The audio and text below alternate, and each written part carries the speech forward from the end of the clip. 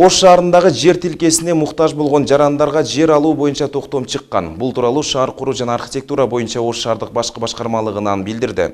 Жергиликтүүлөр жер тилкесин алууга документ туурулап, бирок мамлекет тарабынан жер берүү боюнча токтом чыккандыгынан кабары жок. Алсак 2000-жылдан 2005-жылга чейин жер алууга арыз таштаган адамдарга 2009-2012 жылдары Ош шаарынын Кең Сай жана Эдельвейс массивинен жер берүү боюнча токтом чыккан. Жалпылап айтканда Кең Сай массивинде 3500 жер тилкеси бар.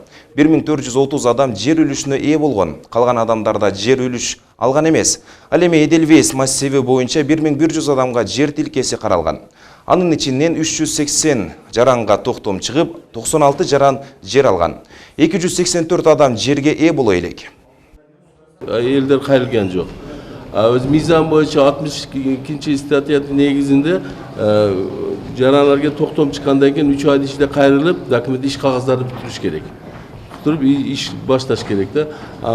Эгерде ушу 3 ай ичинде кайрылбаса, мэриянын токтомуну жокко чыгарса болот да.